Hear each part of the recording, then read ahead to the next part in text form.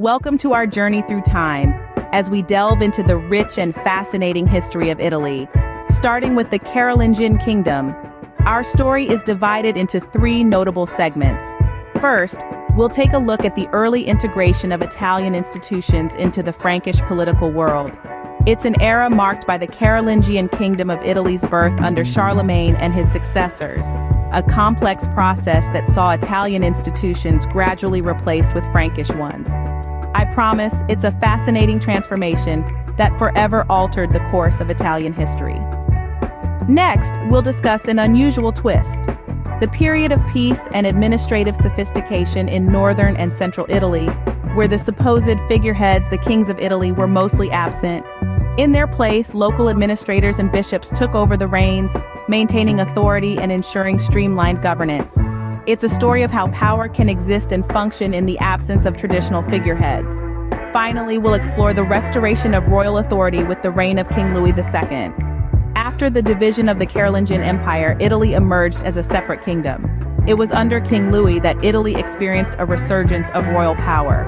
King Louis was a proactive ruler who implemented laws to combat the abuse of power, setting the stage for a stronger royal hegemony in the region. His reign marked a high point for the Carolingian Kingdom in Italy. It was a time when the king's authority resonated across the region, and the nation was under the firm grip of a single ruler. Thus began a new chapter in the history of Italy, marked by centralized governance, standardized legal procedures, and a stronger royal hegemony. Now, let's turn the pages to 843 AD, the year that saw the division of the Carolingian Empire. This year marked a pivotal shift in Italy's history, as it transformed from being a mere province of the Carolingian Empire to an independent kingdom under the rule of King Louis II. This division was not just a political reshuffling, but it brought about far-reaching changes in the governance and administration of Italy. King Louis II, unlike his predecessors who were often physically absent from the region, chose to take a more hands-on approach. He was known for his active intervention in matters of the state, a trait that set the tone for his reign and distinguished him in the annals of Italian history. Louis II didn't just reign from a distance, he rolled up his sleeves and got involved. He sought to restore royal authority, which had been somewhat diluted due to the decentralized power structure of the Carolingian rule. His approach was not about gaining personal power, but about strengthening the institution of monarchy. He believed in the rule of law, and to that end, he implemented new laws to combat the abuse of power. These laws served as a deterrent to anyone who sought to exploit their position for personal gain, thus ensuring a level of fairness and justice in the kingdom. However, it wasn't all about laws and governance. Louis II's reign was also a time of relative peace and prosperity.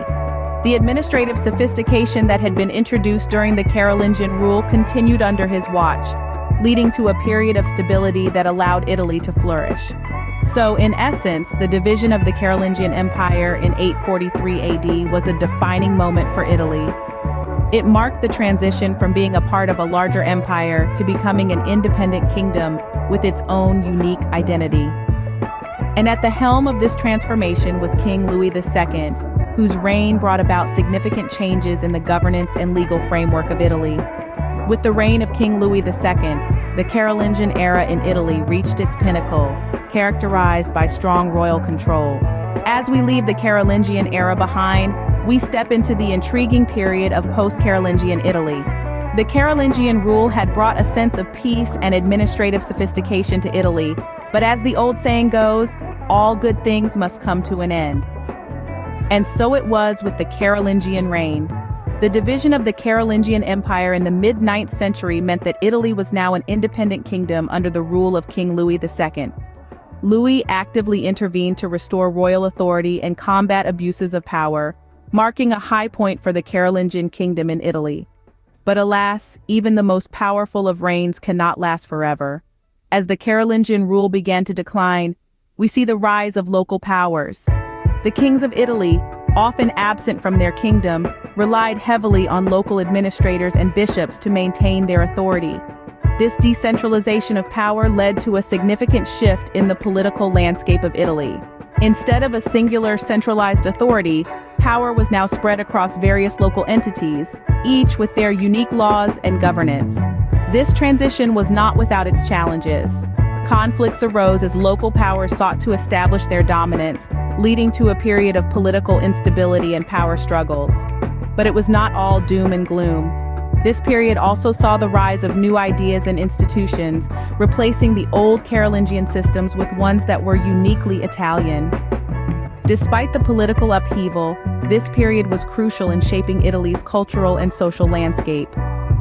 The establishment of local powers allowed for a diversity of cultures and traditions to flourish, laying the groundwork for the rich tapestry of Italian culture that we know and love today. In many ways, the post-Carolingian period was a time of rebirth for Italy. It marked the end of an era, yes, but it also signaled the beginning of a new one, a period of innovation and cultural diversity that would forever change the face of Italy.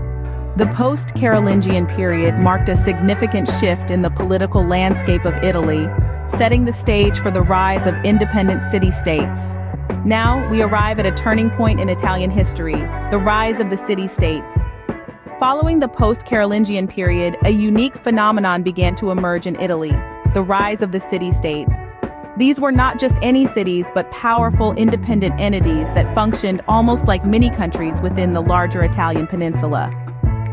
City-states like Venice, Florence, and Milan began to assert their power and influence, transforming Italy's socio-economic fabric. These city-states were not ruled by a king or a centralized government, but by a class of merchants and bankers who had grown wealthy from trade and commerce. This was a time when power was directly tied to wealth, and these city-states had plenty of both. Venice, known as La Serenissima, or the Most Serene, was a maritime powerhouse. Its strategic location at the crossroads of Europe and the East made it a hub for trade and commerce. The city's wealth was legendary, and its influence was felt far beyond its borders. Florence, on the other hand, was the heart of the Renaissance.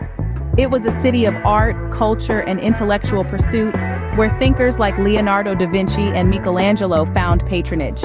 The city was governed by the Medici family, who used their immense wealth to fund the arts and sciences, ushering in a period of unprecedented cultural flowering. Then there was Milan, a city-state known for its military might and strategic location.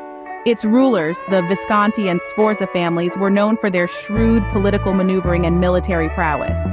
These city-states, each with its unique strengths and characteristics, became the engines of economic growth and cultural innovation in Italy. They were centers of trade, manufacturing, and banking, and their prosperity drew people from all over Europe. The rise of these city-states marked a significant shift in the way power was distributed and exercised in Italy. It was a time when wealth and influence could be gained not just through hereditary right or military conquest, but through trade, commerce, and cultural patronage. The rise of the city-states marked a new era of political independence and economic prosperity in Italy, laying the groundwork for the Renaissance. As we reach the end of our journey, let's take a moment to reflect on the key points of Italy's intriguing history. Our journey began with the Carolingian Kingdom of Italy. Under the rule of Charlemagne and his successors, Italy was integrated into the Frankish political world. A new era of peace and administrative sophistication dawned on northern and central Italy, with a focus on centralized governance and standardized legal procedures. While the kings of Italy were mostly absent, the authority was maintained by local administrators and bishops. Then came the division of the Carolingian Empire. In 843, Italy became a separate kingdom under King Louis II. This was a time of active intervention, with Louis II restoring royal authority and implementing laws to combat the abuse of power. His reign marked a high point for the Carolingian kingdom in Italy, characterized by strong royal hegemony in the region. Our narrative then shifted to post-Carolingian Italy.